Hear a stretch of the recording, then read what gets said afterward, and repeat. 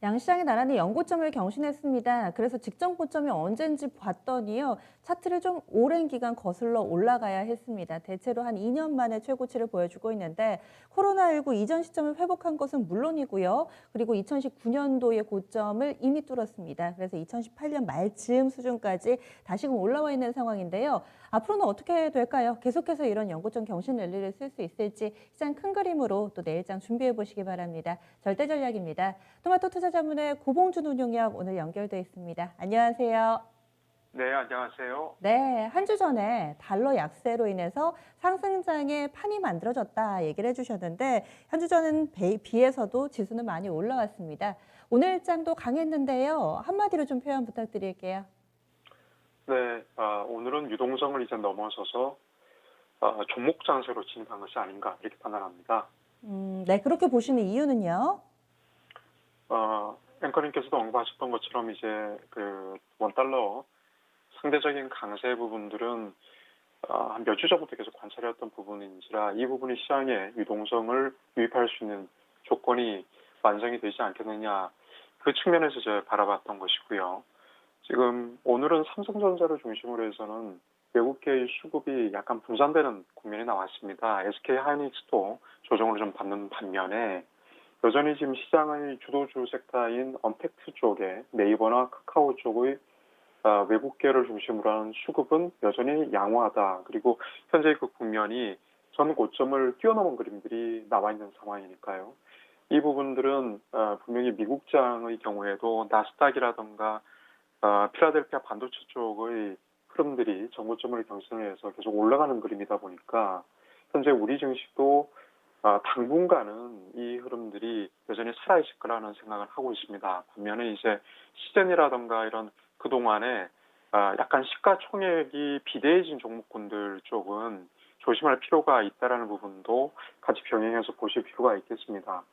오늘의 경우는 전체적으로 뭐 시장 장 중에 나온 뉴스들이 정부 여당 측에서 발표했던 부동산 관련한 뭐 신규 주택 공급 기대감들 이런 부분들이 있어서 오랜만에 건설주들이 좀 움직임들이 산발적으로 좀 있었던 게 보입니다. GS건설도 장중에 한 11% 급등이 나왔고요.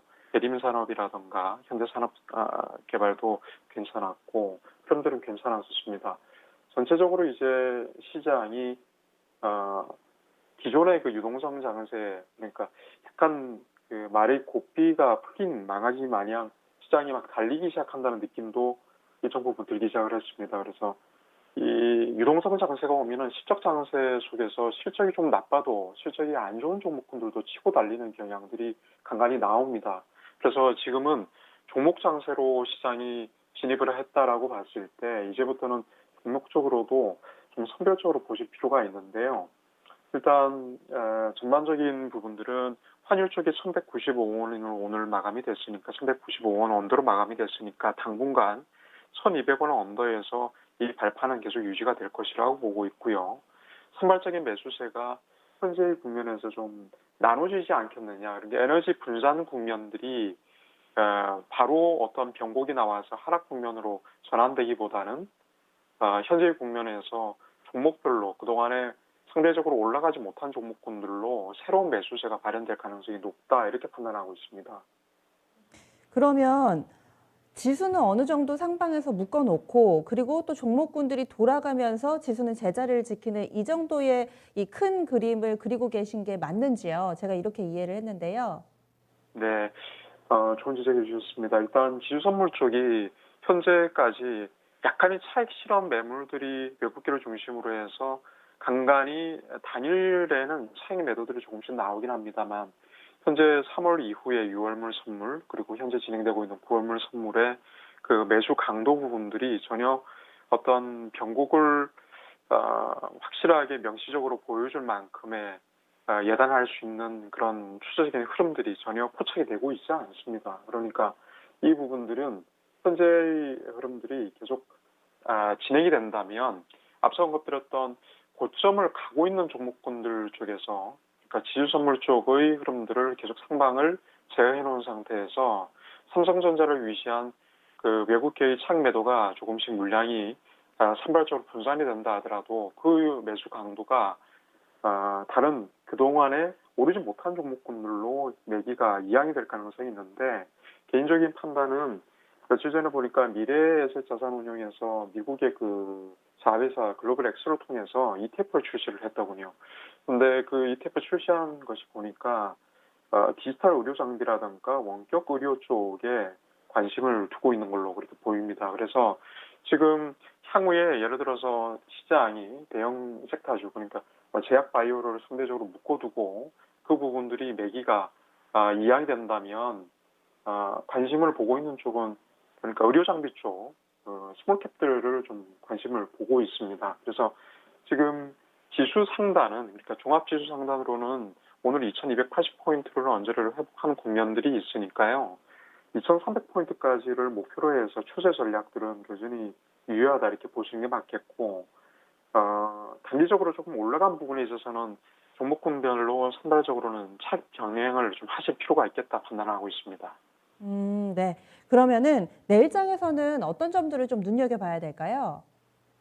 네, 3주 연속해서 지금 추세 수총 전략은 기본적으로 가져가셔야 된다 말씀을 드리겠습니다. 지금 일정 부분들이 어떤 변곡점에서 그것이 바뀌어진다 그러면 혹시 강한 어떤 수급의 변동이 나온다면 그것이 송박힘이 아닌 완전한 추세의 이탈을 의미하는 그런 수급 변동이 나와야 되는데 현재 운용이 판단하기에는 그런 부분들이 전혀 없습니다. 어제 LG화학이라든가 이런 종목군들의 말뚝을 박아놓는다는 표현처럼 위로 잡아놓은 상태에서 그다음 그 키받추기 하는 일진 머티리얼즈나 이런 종목군들이나 첨보와 같은 2차전지 소재주 관련주의 종목군들을 계속 순환매 양태로 돌리면서 거기에서 발생한 이익여금들을 또 다른 종목으로 계속 돌리고 있다 이런 느낌을 받고 있습니다. 그래서 오늘 잘 오르지 않는 금융주 섹터라든가 약간의 그 SK텔레콤과 같은 통신주 쪽의 흐름들도 반등이 나는 걸 보면은 당분간 이 흐름들은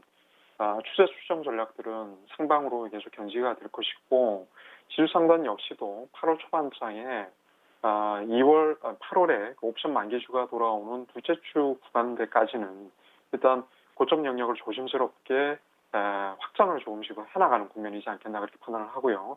네, 투자자분들께서는 일단은 현재의 그 추세 전략들 부분들이 변동이 없다라는 부분들을 유념하셔서 투자에 관심을 가지셨으면 좋겠습니다.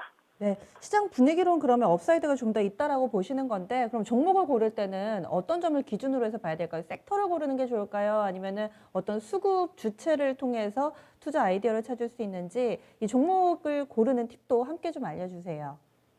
네, 일반적으로 이제 개인 투자자분들께서 지금 이 순환매 장세에서 도식화된 흐름으로 외국계 수급이 많이 들어오는 쪽을 보시자 말씀을 드리는데 저는 오히려 지금 시장이 돌고 돌아서 만약에 현재의 시장 흐름이 순환매 양태를 보인다 그러면 신규로 등록된 코스닥 종목군들 중에서 2년이 돼서 오버행위 이슈가 어느 정도 해소가 된 종목군들 아까 언급드렸던 의료 장비나 그 원격 진료 쪽의 부분들을 왜냐하면 코로나 이후에 상대적으로 매출 부분들이 세균 감염이나 이런 부분들 때문에 조금 매출이 좀 떨어져 있다가 코로나가 이제 어느 정도 경제가 활성화되고 그 눌려 있었던 부분들 그러니까 의료 장비들의 수출 부분들이 조금 본격화될 수 있는 쪽의 섹터들 그 종목군들을 중심으로 해서 지금 살펴보고 있고 지금 그 종목군들로도 단기적인 장중 흐름들이 상당히 양호하게 포착되고 있습니다. 그래서 제가 언급드렸던 이유이고요. 투자자분들께서는 그쪽으로 한번 방향을 맞춰보시는 게 투자 수익률이 제고 측면에서는 좋아 보입니다. 네. 알겠습니다. 참고하겠습니다. 고맙습니다. 네, 감사합니다. 네, 토마토 투자자문의 고봉준 운영역이었습니다. 그동안에는 달러 약세로 인해서 시장의 상승의 분위기가 만들어졌고 이렇게 판단을 했었는데요. 유동성 장세를 넘어서 이제 종목별로의 순환매 양상을 나타내며 지수를 끌어올리는 모습으로 시장을 판단하고 있습니다. 그래서 앞서서 이 몇몇 ETF라든지 이런 쪽에서도 힌트를 찾아주셨는데요. 의료 장비 쪽이라든지 원격 진료 이쪽 섹터 오늘 또 오전에 유비케어나 비트컴퓨터 이런 종목군들이 강한 움직임을 보여주기도 했었잖아요. 이쪽 섹터 내에서의 관심을 권했습니다. 이렇게 해서 절대 전략까지 좀 전달을 드렸고요. 오늘장 지수의 움직임은 1% 안팎으로 거래를 마쳤는데 이 코로나19와 관련된 움직임들, 치료제 관련된 뉴스들이 끊이지 않고 나오니까요. 이런 부분들도 장 마치고 나서도 계속해서 확인을 해주셔야 될 것 같네요. 네, 지금까지 다양한 투자 판단에 대한 도움 말씀드렸습니다. 종목에 대한 상승과 하락을 보장하지는 않습니다. 지금 일부 지역에 한해서 비가 좀 소강 국면을 맞고 있는데 이것으로 끝이 아니죠. 긴장의 끈 놓치지 마시고요. 부디 비 피해 없도록 미리미리 잘 대비하시기 바라겠습니다. 그러면 저는 내일 다시 인사드리겠습니다. 고맙습니다.